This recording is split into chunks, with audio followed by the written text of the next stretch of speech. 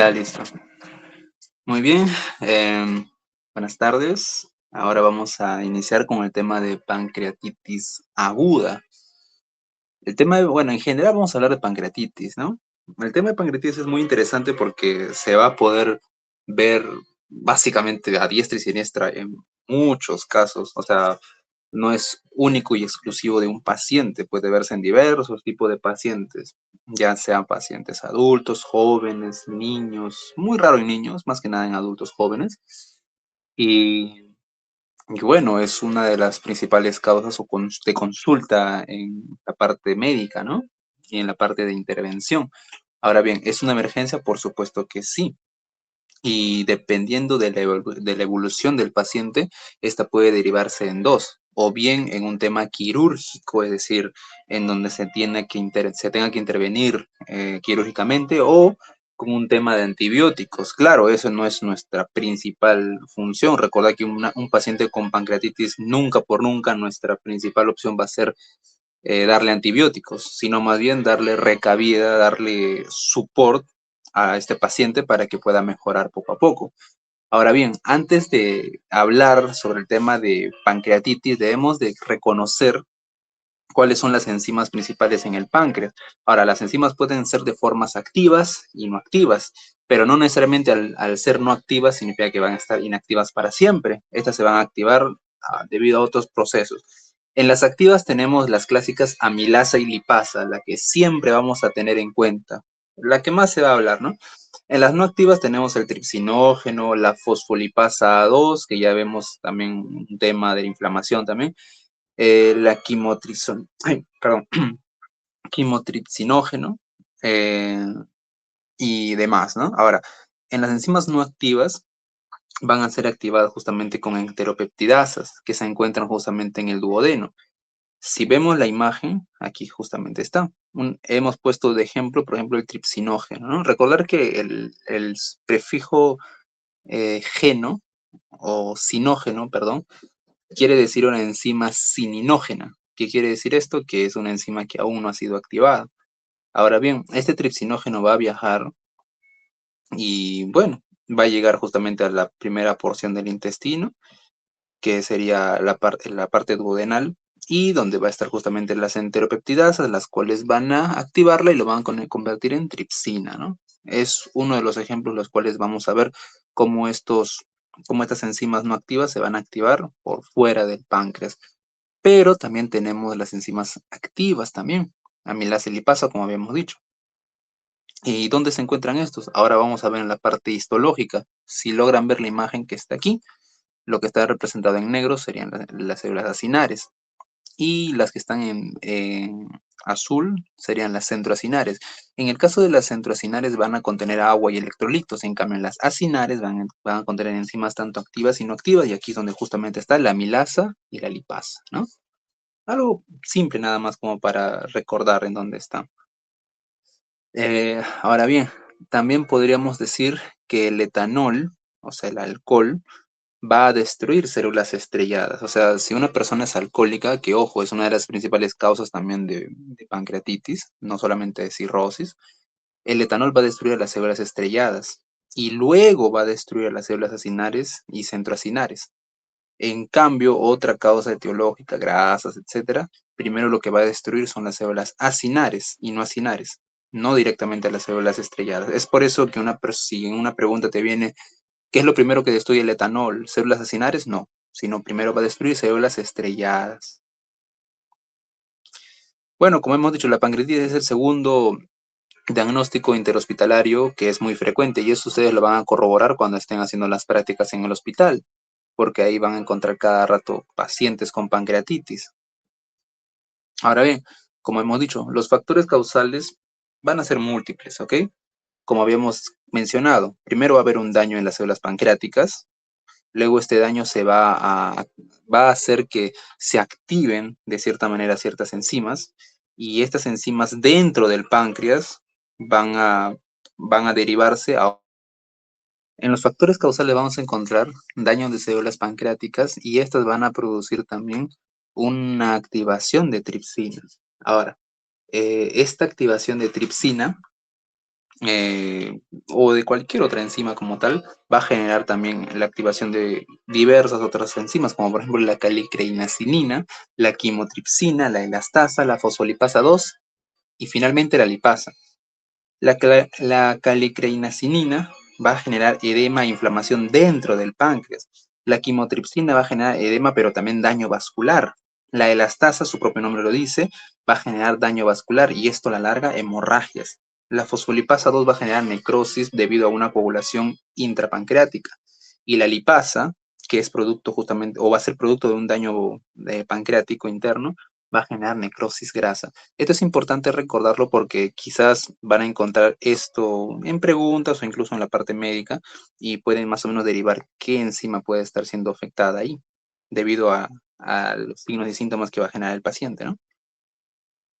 Entre las causas frecuentes de pancreatitis, a ver, un segundito, ahí está, vamos a encontrar lo que es cálculos, alcoholismo, hipertrigliceridemia, por factores genéticos, drogas, factores autoinmunes, intervenciones quirúrgicas como la CEPRE, la infección postquirúrgica.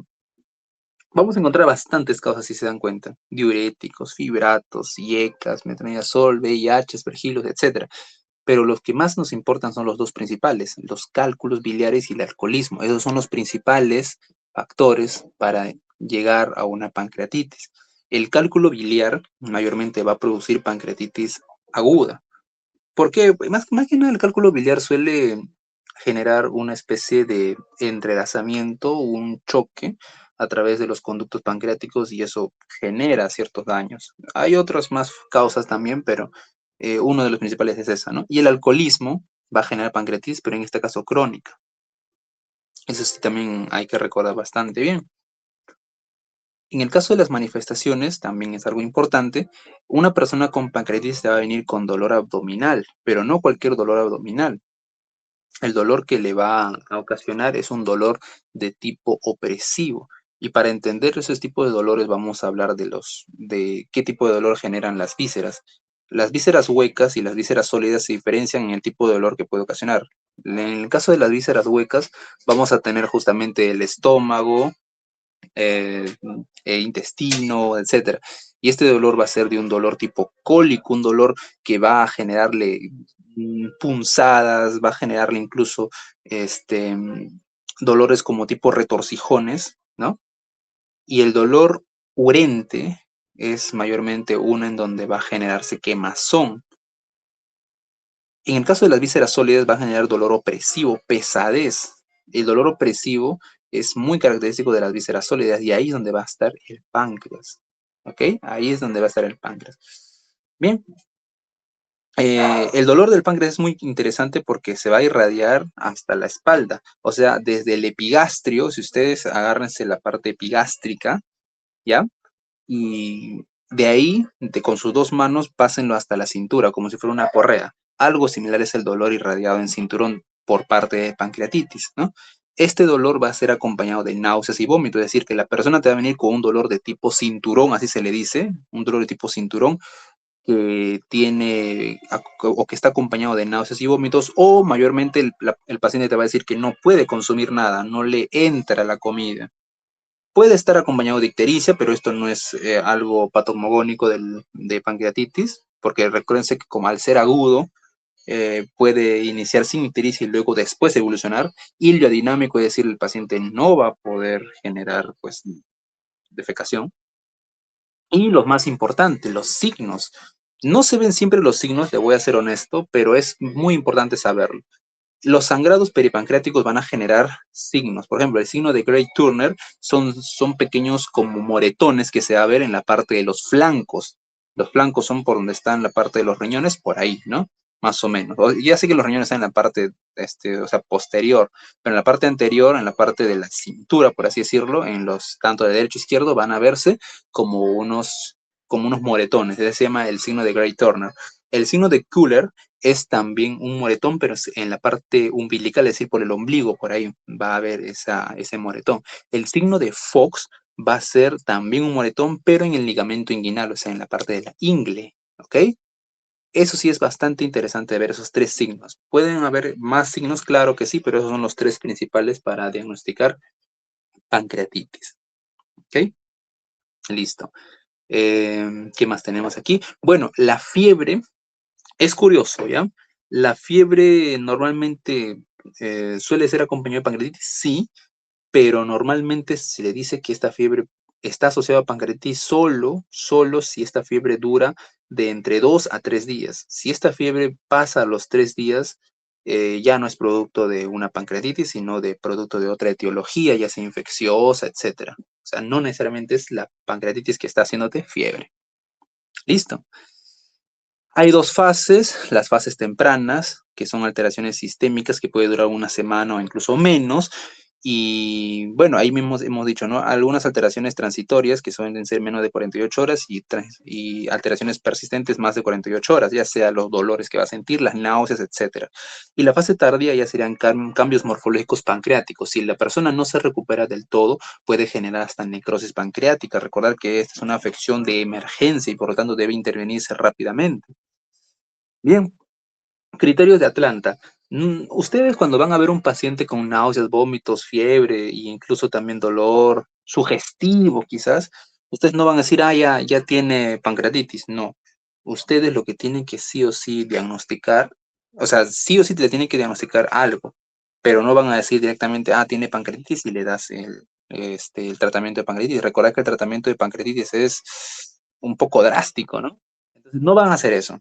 Lo que ustedes van a hacer es buscar los criterios de Atlanta para más o menos decir, ya, este tiene pancreatitis y confirmarlo. Y ya directamente darle tratamiento. ¿Y cuáles son los criterios de Atlanta para saber que tiene pancreatitis o no? Ya. Aquí sí tuve un pequeño error de ponerle 3 de 2, porque debería ser 2 de 3. ¿Ok? A ver, vamos a corregir esto de aquí. 2 de 3 criterios. Ahí está. Tiene que haber como mínimo 2 de los 3 criterios positivos para hablar de pancreatitis. ¿Y cuáles son esos criterios? Simple.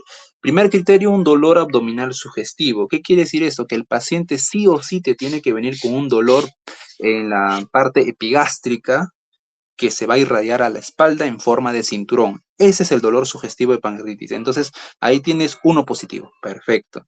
El segundo criterio es que en los valores de laboratorio de amilasa y lipasa tiene que haber como, digamos así, como mínimo 3 veces el valor normal, suponiendo que la amilasa y lipasa tengan un valor de 40, 50 normalmente, el valor tiene que ser más de 3 veces, más de 120, más de 150, y ya estamos hablando de un valor sugestivo de pancreatitis. Como mínimo, al menos uno de ellos. Mayormente la lipasa, la que más se va a dar en cuenta ahí. Y el tercer criterio son los hallazgos en imágenes, ya sea en la ecografía, que es lo primero que se va a hacer, ya sea en la tomografía o incluso resonancia magnética, pero no vamos a hablar de la resonancia magnética ya que no es un criterio directo.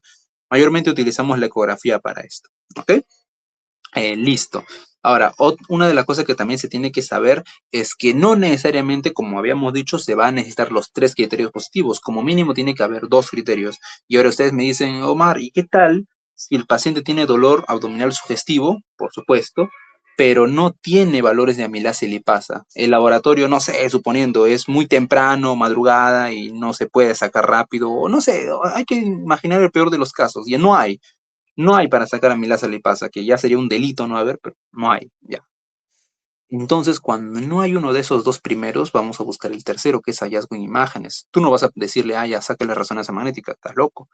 Tienes que buscar una ecografía o un ultrasonido. Y en el ultrasonido tiene que haber, pues, ese valor criterio para poder saber que, ok, tiene pancreatitis, ¿no? Ahora, hay veces en las que en la ecografía tampoco se va a poder observar esta imagen del páncreas.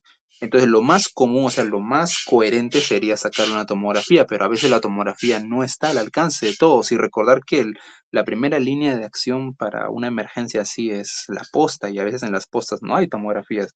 Entonces, ¿qué hago cuando no hay una tomografía y no hay una ecografía a la mano?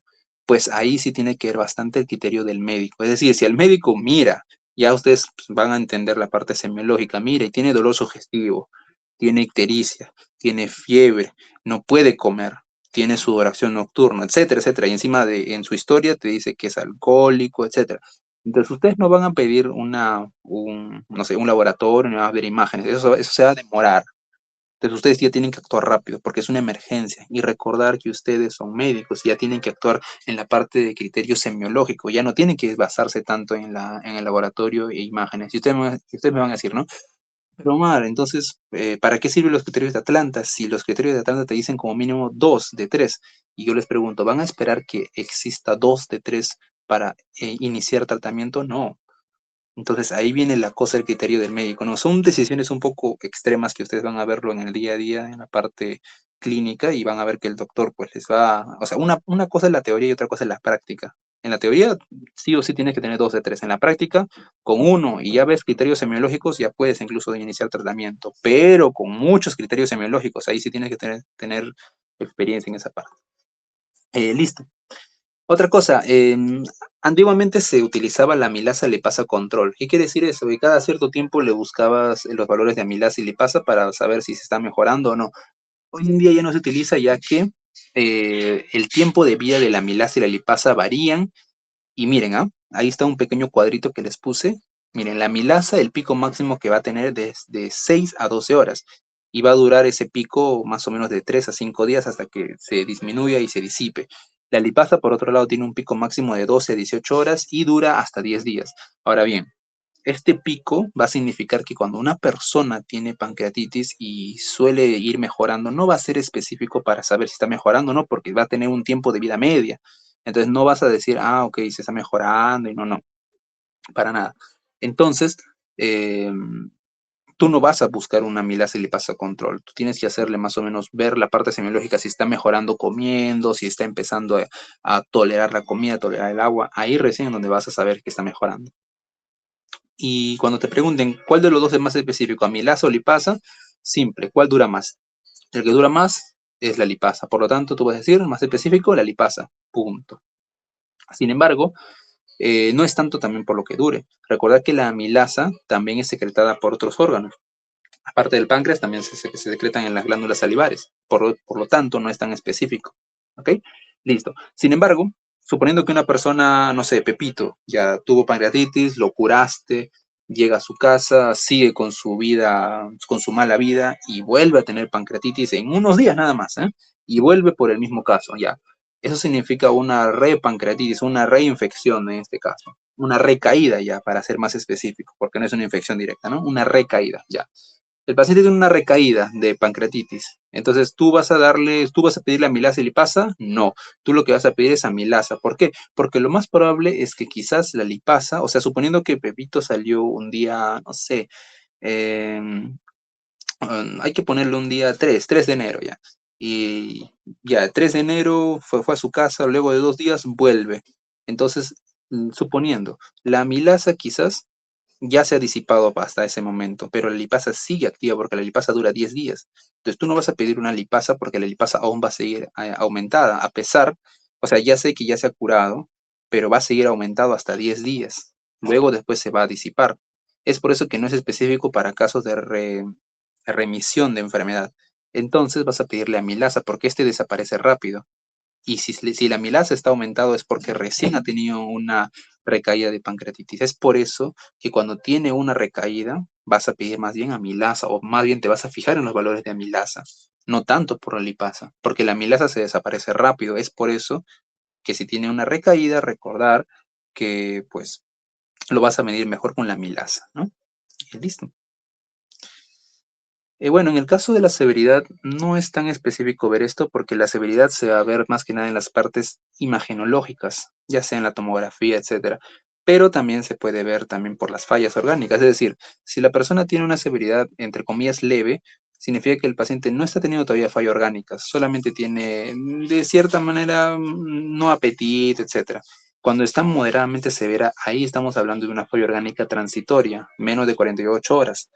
Cuando tienes una severidad, pues propiamente dicho, severa, ya empieza a haber falla orgánica persistente, multiorgánica, no necesariamente solo el páncreas, sino también en otros lados. Ahí empezamos a ver el hilo dinámico, etcétera, y dura más de 48 horas. Y en la parte crítica ya estamos hablando de una necrosis y una infección. en la parte del páncreas. Y ahí sí o sí tenemos que intervenir quirúrgicamente y encima darle antibióticos, porque también podemos encontrar diversas otras afecciones que van a generar pues esta pancreatitis, ¿no? Muy bien. Y para eso vamos a usar bastantes escalas, la verdad. Las escalas clásicas que se utilizan hoy en día, el BISAP, el Marshall, el Apache 2. Y ahora, estas escalas se utilizan siempre y cuando ya haya pasado un día, o sea, a partir del segundo día recién es donde se va a iniciar a dar esas escalas. El BISAP va a medir lo que es la urea, la edad, criterios del CIR, estado mental, derrame pleural, y de acuerdo a los puntos, que sería de 0 a 2 puntos, va a ser pancreatitis leve y 3 a 5 puntos, grave, ¿no?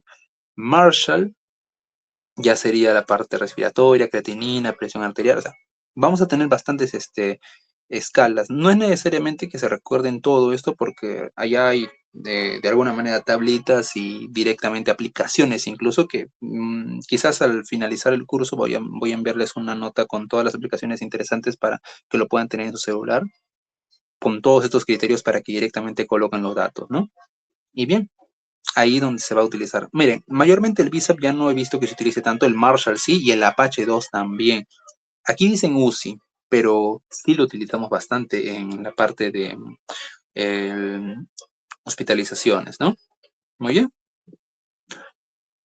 Pero eso en la parte de criterios. Ahora vamos a ver en la parte de diagnóstico por imágenes, en la parte tomográfica.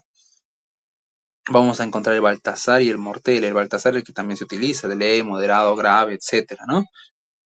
Bien, ahora, ¿qué hacer en el primer día? Recordar que estos criterios, tanto en Marshall, Apache 2, vamos a utilizarlo a partir del segundo día. Pero, ¿qué hago en el primer día? En el primer día lo que podemos buscar quizás es unos criterios llamados del CEMICUI del 2012, que son criterios de pancreatitis que potencialmente podrían convertirse en graves, y ahí vamos a buscar criterios clínicos, analíticos y radiográficos. En el caso de criterios clínicos, vamos a ver si la persona, o sea, su historia clínica, ¿no? Si es obeso, si ha tenido baja del sensorio cuando inició los síntomas, si tiene mayor de 55 años. En la parte analítica ya vamos a buscar pues partes laboratoriales como el PCR mayor a 150 y si es que sube o no sube a partir de las 48 horas, hematocrito, procalcitonina, el boom, ¿no? En la parte radiográfica vamos a ver si este va acompañado de derrame pleural o líquido peritoneal, o sea, citis, etcétera, ¿no? Eso es lo que vamos a buscar para poder decir si potencialmente puede ser pancreatitis o no, o que potencialmente puede evolucionar a algo más grave. Muy bien. Bueno, un datito también es que el PCR y la procalcitonina más de 1.8 en 48 a 72 horas, ya podríamos casi confirmar que es una especie de infección y por lo tanto podríamos iniciar antibiótico terapia, ¿no? Pero son datitos, como les digo. Ahora, en la parte de complicaciones, y esto sí es interesante de ver, yo sé que ustedes ya lo habrán visto también en diagnóstico por imágenes, pero es bueno recordarlo, ¿no?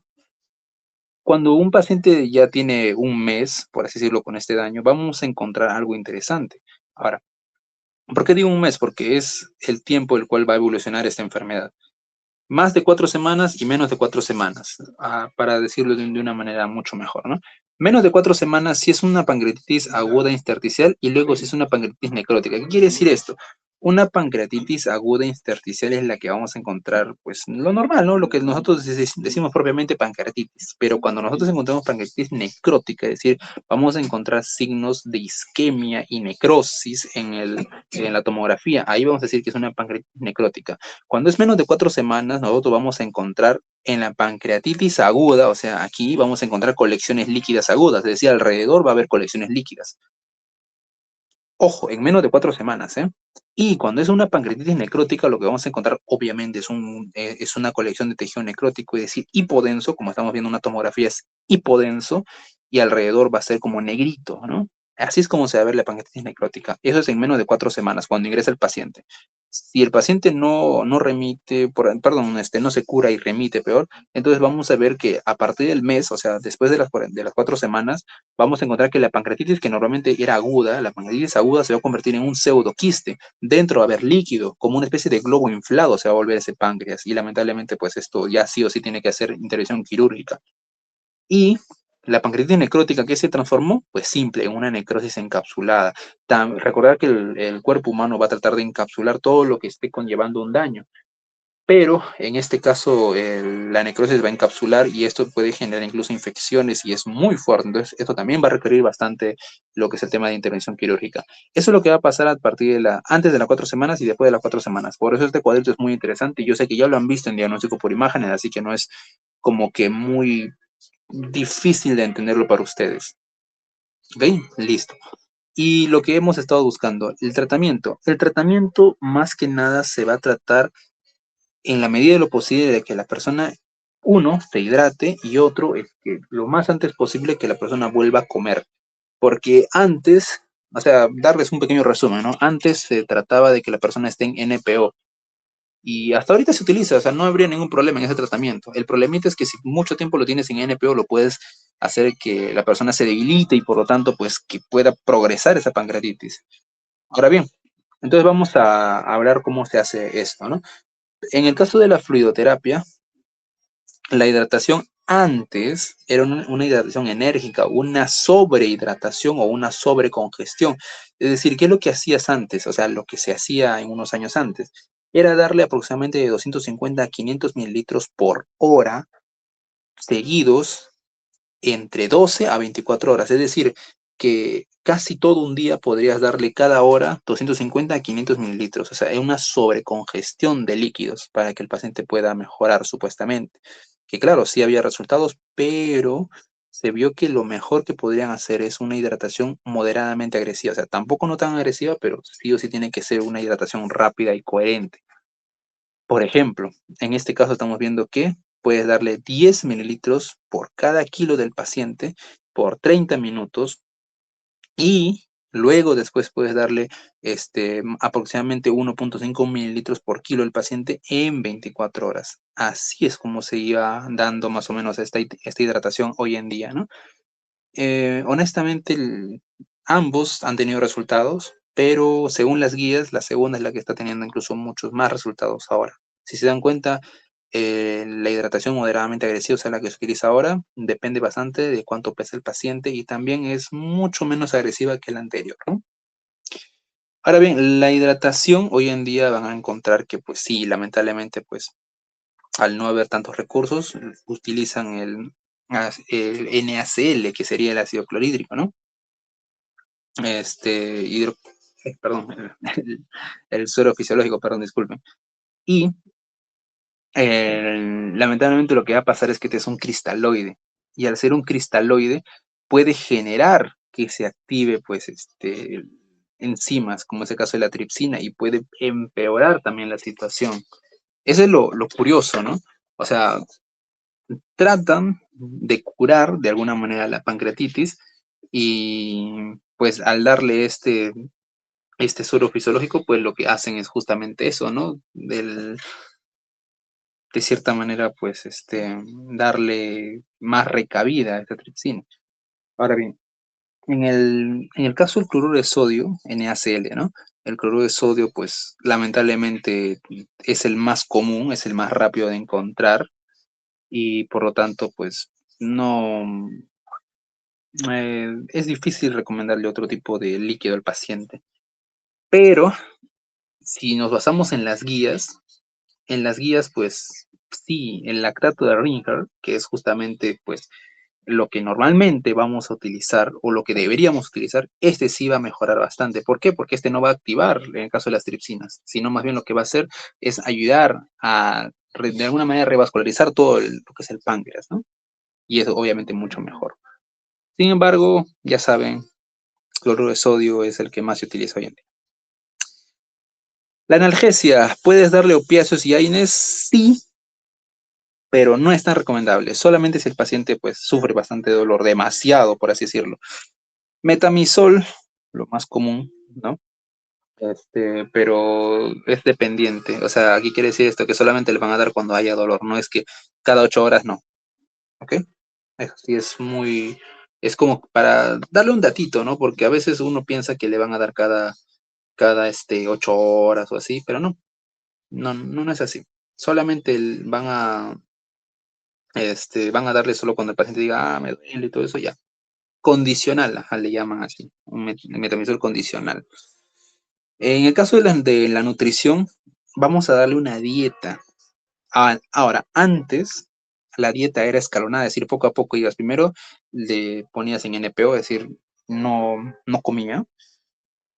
Luego iniciabas con dieta líquida y si toleraba, poco a poco le ibas iniciando dieta semilíquida y así. Pero hoy en día no, hoy en día tienes que darle dieta completa desde un inicio. Solamente cuando ya haya recabido el dolor, ya no haya náuseas, ya no haya vómitos, ya no haya ruidos hidroaéreos que piensen que hay un hilo dinámico ahí. Y es por eso que la dieta completa es la que más ha dado efectos hoy en día y la que hace que el paciente recupere más rápido.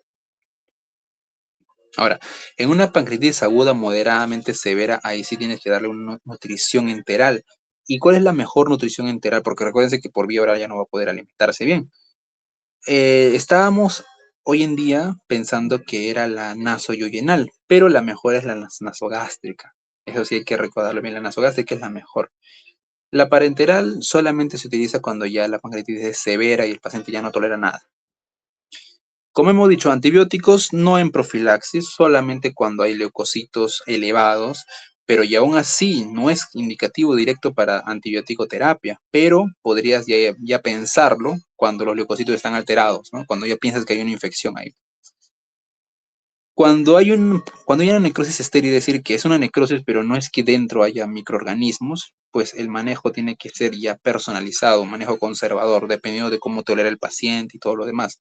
Cuando hay una necrosis infectada, ahí sí es donde vas a intervenir con antibióticos. Los antibióticos pueden buscarse, como en el caso de las quinolonas, ciprofloxacin, carbapenems. Mayormente son los que utilizan más los carbapenems porque el ciprofloxacin ya no tiene mucha relevancia aquí, ¿no? Metronidazol, quizás si es que encontramos parásitos. Y si todo esto no funciona, o si es que funciona de cierta manera, pero obviamente tenemos que extirpar una parte, ya iniciamos con tratamiento quirúrgico, recesión.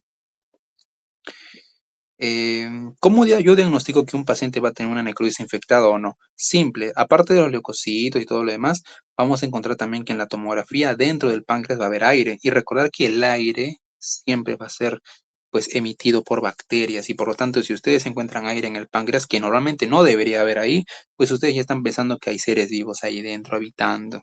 ¿Ok? Listo. Y ahí estamos pensando en una necrosis infectada. ¿Podrías pedir un aspirado de aguja fina? Sí, para confirmar qué tipo de infección es. Si es negativo el aspirado de aguja fina, ya estás hablando de una necrosis estéril y ya directamente tienes que pensar por qué había aire y vas a repetir la prueba en 5 o 7 días. Si la prueba vuelve a decir que es una necrosis estéril, o sea que no hay microorganismos, pues lo tratas como una necrosis, pero como una pancreatitis aguda normal. Pero si es positivo para lo que es microorganismos, ya confirmas la necrosis infectada y buscas justamente qué tipo de tratamiento vas a darle, ¿no? Si es estable, no vas a darle debriación. Si es inestable, sí vas a darle debriación, pero sí o sí todo con antibióticos. Listo. Ahora, indomesatina rectal, stent pancreático, todo eso se va a utilizar cuando, de cierta manera, ya has intervenido quirúrgicamente, ya por la CEPRE, por ejemplo, y de cierta manera tratas de evitar que esto genere pancreatitis, porque recuerda que la CEPRE es una intervención quirúrgica que puede propiamente en un futuro dar o generar esta afección del páncreas. Bien, en el caso de la pancreatitis biliar, de origen biliar en este caso, vamos a decir algo muy interesante, es un pequeño esquema. Vamos a ver si hay colangitis o si en las etiologías viene a haber la parte de colangitis aguda o alguna obstrucción biliar. Si es cierto, si hay una obstrucción biliar, vas a buscar una CEPRE, o sea, vas a intervenir con una CEPRE y luego vas a tratar como si fuera una pancreatitis aguda. Sin embargo, si no hay ninguna lesión de colangitis ni nada por el estilo, solamente lo tratas como una especie de pancreatitis aguda. Y finalmente puedes darle una colecistectomía. ¿Qué quiere decir eso? Vas a extirpar parte, ¿no? Y listo. Eso más o menos sería parte del esquema de tratamiento aquí.